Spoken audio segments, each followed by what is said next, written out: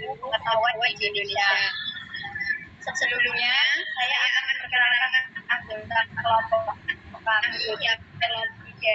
jadi saya Briana dengan NIM 014. Saya Alina Noktami dengan NIM 018. Saya Ainun Afifa dengan nomor NIM 002. Saya Fernanda dengan NIM 022. Oke, saya di sini akan memperkenalkan rekan saya yang akan membacakan topik pertama, yaitu pendahuluan yang akan dibawakan oleh Ainun. Kepadanya tempat waktu dapat dipersilakan.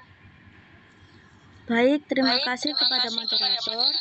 Baik teman-teman, sebelum kita ke materi inti, yakni Pancasila sebagai nilai dasar pengembangan ilmu pengetahuan, apakah kalian tahu apa itu ilmu, pengetahuan, dan keterkaitan keduanya? Pengetahuan sendiri adalah semua hal yang dikerjakan oleh manusia, baik berupa informasi, data, petunjuk, catatan, kejadian, maupun peristiwa yang terjadi di kehidupan manusia yang didapat dengan panca indera. Pengetahuan manusia akan selalu bertambah seiring berjalannya kehidupan dan bertambahnya informasi yang didapatkan oleh manusia. Sedangkan ilmu menurut Delian G. tahun 1987 adalah rangkaian aktivitas penelaahan yang mencari penjelasan dan memperoleh pemahaman terkait berbagai segi dunia, juga gejala yang ingin dimengerti manusia. Unsur dalam ilmu adalah adanya pengetahuan, sehingga dapat dikatakan ilmu merupakan pengetahuan yang telah melalui serangkaian metode pembuktian untuk mencari kebenaran sehingga bisa menjadi rujukan bagi manusia secara umum. Dalam setiap proses perumusan ataupun penciptaan suatu ilmu di Indonesia, haruslah mengacu pada nilai-nilai Pancasila, sehingga Pancasila berfungsi sebagai nilai dasar bagi pengembangan ilmu pengetahuan di Indonesia, atau Pancasila menjadi rujukan dan kerangka dalam proses penciptaan ilmu, sehingga ilmu tersebut memiliki arah dan nilai yang sesuai dengan nilai-nilai masyarakat yang kemudian bisa diterapkan di Indonesia. Untuk poin kedua, yakni kedudukan Pancasila dalam disiplin ilmu pengetahuan. Ilmu pengetahuan bersifat objektif, metodis, sistematis, dan universal, serta bebas dari segala tekanan atau pengaruh dari luar. Awalnya, ilmu pengetahuan seringkali dipengaruhi oleh kekuatan lain yang berkuasa pada masa tersebut, sehingga membuat ilmu pengetahuan tidak bebas dan tidak berkembang. Namun, dengan perkembangan zaman dan terbukanya pola pikir masyarakat, membuat ilmu pengetahuan dapat bebas berkembang sehingga menciptakan banyak perubahan di dunia. Pancasila telah melalui serangkaian proses filsafat sehingga diakui sebagai sebuah ilmu pengetahuan tentang ide dan gagasan dalam praktik kehidupan bermasyarakat, berbangsa, dan bernegara.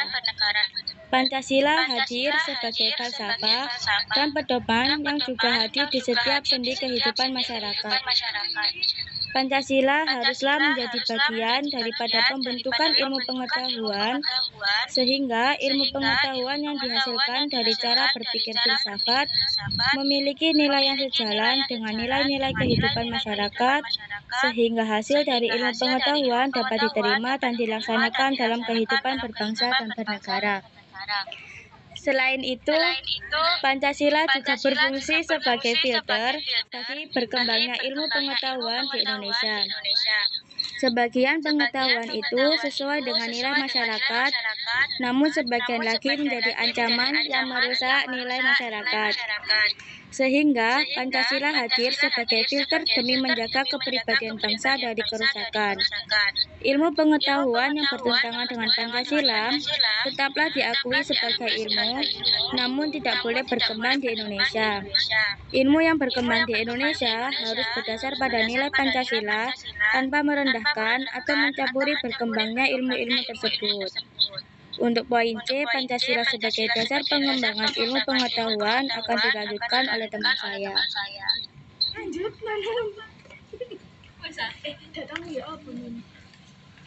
Aku Pancasila sebagai dasar pengembangan ilmu pengetahuan alam. Ya, yang pertama yaitu pengembangan ilmu pengetahuan berdasarkan nilai ketuhanan. Di Indonesia memang bukan negara agama, namun agama tidak bisa dilepaskan dari negara Indonesia.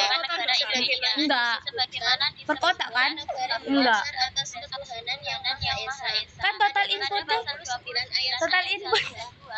total input ambek total outputnya sih harus sama. Berarti misal air bejana kan berarti thermal tok sing 21. Berarti nilai thermalnya harus 21. Soalnya bodokno ambek apa input kelas. Terus lek bohlam kan ono cahaya ambek thermal. Lah iku ku berarti nek dijumlah harus 21. Tapi kan itu prosesnya, tapi hasil output ambek input kasih didelok sama bukan dalam prosesnya. Paham nggak maksudku? Sing didelok ku hasil akhirnya tau. Semetu. Duduk sing misalnya EM iku piro? Mbok tambah kabeh hasilnya 21 kan? Enggak, kok ngono. Jadi aku ndelok output tok. Jadi kan inputnya 21. Berarti lek misal bejana kan outputnya thermal tok kan. Jadi kok jumlah energi thermal itu 21. Paham? Tapi kelas lain iku Pada hakikatnya, manusia adalah makhluk yang punya ego. Ego inilah yang sering membuat manusia menyalahgunakan. Mau iku sing tak omongi ya wis di ACC. Karena itulah Pancasila mempunyai peran Kok tak takok untuk memastikan ilmu pengetahuan hidup melalui proses yang benar. Nak kok mana kan? Dan setiap manusia menggunakan ilmu pengetahuan dengan cara yang benar. Wis ngumpulno ta? wes. Kamu gorong ta? Turun. Kemudian Terakhir jam piro? pengembangan Terakhir jam ilmu piro? pengetahuan berdasarkan nilai persamaan. Berdasarkan fakta sejarah, Loh, ana jame ta? susah lepas dari penjajahan karena tidak bersatu. Ya wis. Tiap pejuang membela daerahnya masing-masing. Pentingnya ilmu pengetahuan inilah yang melandasi konsep berpikir bahwa setiap ilmu pengetahuan yang berkembang haruslah berdasarkan Pancasila. Ilmu pengetahuan haruslah menjunjung tinggi nilai persatuan dan kesatuan. Setiap ilmu pengetahuan yang berkembang di Indonesia hendaknya berdasar atas semangat menyatukan bangsa. Ilmu pengetahuan yang berlandaskan semangat persatuan dan kesatuan bangsa akan menjadikan bangsa Indonesia kokoh dan tangguh dalam menghadapi segala ancaman, hambatan, dan gangguan baik yang berasal dari dalam maupun dari luar. Selanjutnya akan dijelaskan oleh rekan saya. Baik, poin selanjutnya adalah pengembangan ilmu pengetahuan berdasarkan nilai kerakyatan atau demokrasi. Para filosofis zaman dahulu sangat susah mencari komunitas yang terlibat terhadap ide-ide sehingga mengakibatkan ilmu pengetahuan susah berkembang. Contohnya, Socrates yang dipaksa meminum racun karena pemikirannya yang tidak sesuai dengan ilmuwan, dan Plato yang meninggalkan Athena dan mengembara hanya untuk mencari negeri yang menerima idenya. Pada zaman sekarang, di negara Indonesia sudah menjadi konsensus bersama menjadikan musyawarah mufakat untuk menyelesaikan setiap permasalahan yang dimiliki masyarakat dengan mengutamakan win-win solution di mana tidak ada pihak yang dirugikan dalam keputusan yang sudah disepakati, sehingga bisa diterima dan dilaksanakan dengan penuh tanggung jawab. Dalam musyawarah mufakat, tidak ada golongan mayoritas dan minoritas, tuan dan lemah, kaya dan miskin, atau pintar dan bodoh. Semua anggota masyarakat dianjurkan untuk menurunkan ego dan mengutamakan kepentingan bersama di atas kepentingan pribadi atau golongan. Poin yang kelima, pengembangan ilmu pengetahuan berdasarkan nilai keadilan sosial. Prinsip dasar keadilan sosial adalah adanya kesamaan hak dan kewajiban setiap masyarakat tanpa membeda-bedakan suku, ras, agama, maupun golongan tertentu.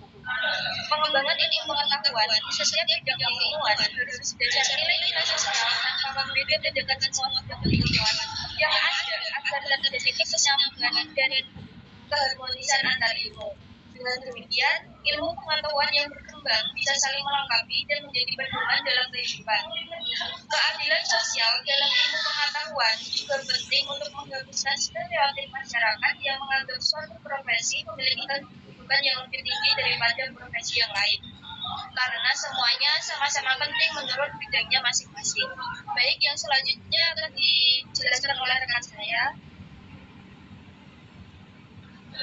Selanjutnya yaitu ketika ilmu pengetahuan tidak dijalani dengan nilai Pancasila. Kekuatan dalam manusia terletak di akalnya. Dengan akal tersebut manusia bisa menciptakan darah baik dan dengan akalnya pula manusia bisa menciptakan darah baik. Inilah kelebihan manusia juga dapat penciptaan lainnya dengan ilmu pengetahuan yang dimiliki.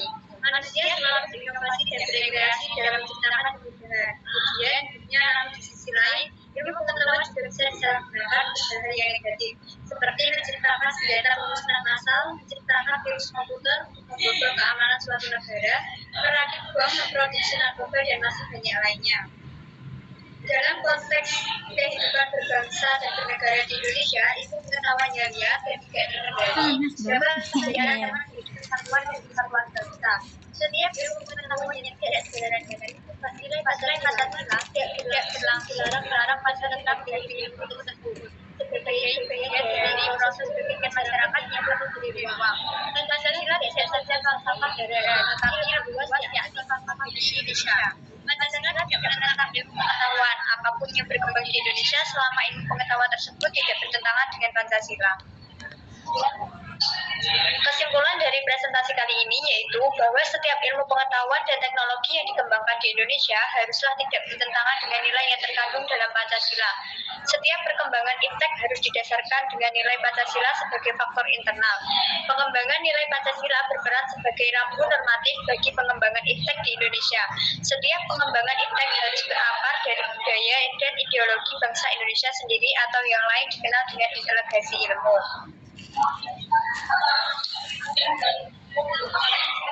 Baik, presentasi kali ini saya cukupkan. Apakah ada pertanyaan dari teman-teman semua?